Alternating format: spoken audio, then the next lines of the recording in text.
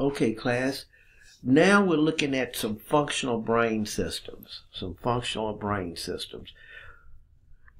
The network of neurons working together and spanning wide areas of the brain. So it's more of a functional than anatomical location. The first is the limbic system. Let's start with that. The limbic system structures are located in the medial aspect of the cerebral hemispheres. It includes the rhinencephalon. The rhinencephalon is where you smell from. The amygdala, that you'll see over here, amygdala body, the hypothalamus, the anterior nucleus of the thalamus. Okay? Especially important in emotion. This is the pain and pleasure center. All of these contribute together in a functional aspect for pain and pleasure. This is sensual activity. Pain, pleasure, emotions, all kinds. The amygdala deals with anger, danger, and fear responses. That's the amygdala. The cingulate gyrus, okay, which deals with, there's the cingulate gyrus right here. Cingulate gyrus plays a role in expressing emotions via gestures, mental conflict. So it's more of the gesture aspect that controls, when you make gestures that you're angry and so forth. Okay, or emotional. Puts emotional responses to odors. Okay. That would be the rhinencephalon part. Okay.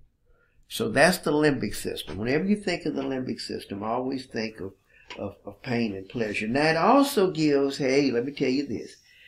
It also gives social graces. Let me kind of explain what I mean. All right, let's say you as a female, let's say you're a female and how you all like to evaluate another female's dress. So let's say you had a party where drinking is going on.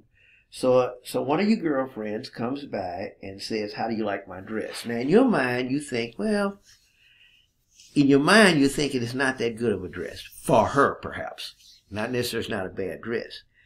But you're going to say, oh, it's okay, da-da-da, like that. But let's say you start drinking liquor. And which liquor suppresses the limbic system. Let me say that again. Limbic suppresses the limbic system. So natural instincts come out. Let me say that again. Natural instincts come out. So hopefully the young lady will not ask you again after you've had several drinks, because then your natural feelings are going to come out and you may have lost a friend. So again, the limbic system gives social graces, emotions, all kind of different things. Okay? All right. That's the limbic system. We now go to the reticular formation. The reticular formation is composed of broad columns. So let's go here. The reticular formation really keeps the alertness in the brain. What it basically is a diffuse set of neurons.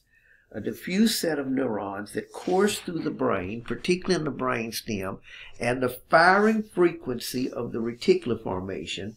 The firing frequency of the reticular formation determines your states of consciousness. I'm going to say it again. The firing frequency of the reticular formation determines your states of consciousness. So, if, for example, it's firing fast, like hopefully now, and you're super alert, trying to learn this material, then you're alert. But as you go down, the firing frequency gets less and less, and that's where you would get sleepy and so forth. And then if it gets too low, you're in a comatose. So that's what you're looking at there.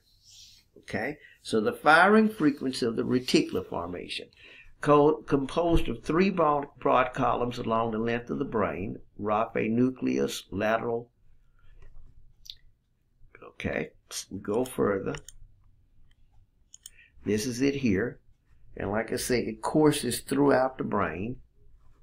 Okay. Reticular activated. It sends impulses to the cerebral cortex to keep it conscious and alert. So you see it's sending these signals here. And the faster the firing frequency. Remember, action potentials cannot get any higher. So everything is basically on frequency of firing. Frequency of firing. So the faster the frequency of firing, the more alert you are. Motor function helps control coarse motor movements. Okay? All right, so it's very important, and it's very important also in the brain stem of keeping everything alert. So let me throw this in real quick. You see where you have respiratory center right there, respiratory center. Now, one thing that narcotics do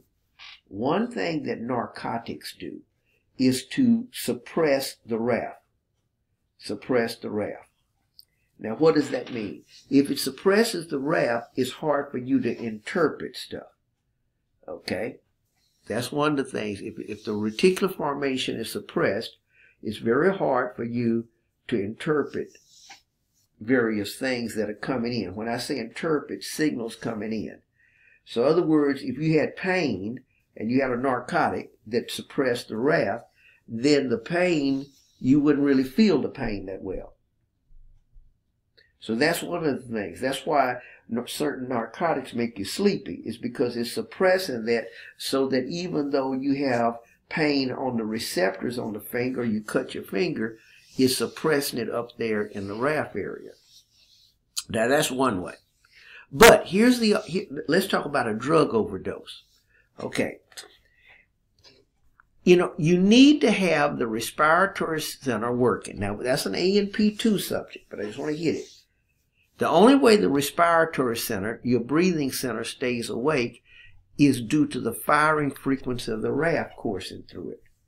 So if the firing frequency of the RAF goes down because of a narcotic overdose, what would happen? The breathing center would go out. If the breathing center goes out, you're not going to breathe. And if you don't breathe, what would happen? You're going to die. Because once the breathing center goes out, the heart is going to go out eventually, because you're not oxygenating the blood. So that RAF is very important. Listen to me.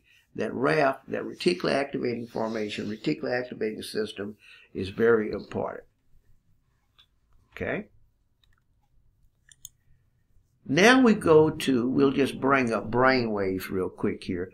This has to do with what we call the EEG, electroencephalograph, the EEG. And what the EEG is, you put these wires and you're recording certain brain waves during various times. A lot of times you do it doing sleep studies, what we call polysomnography.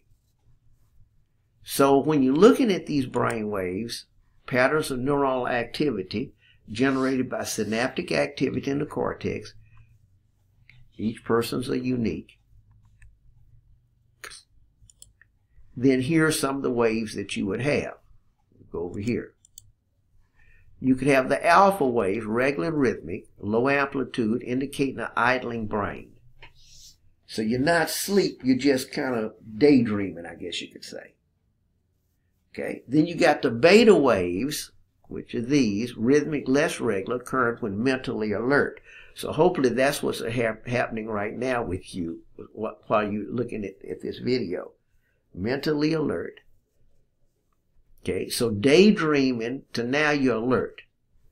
The theta waves are they're very uncommon in adults. When you see that, there's sometimes a problem. And then the delta waves, high amplitude seen in deep sleep and when reticular activated is damped or during anesthesia, may indicate brain damage.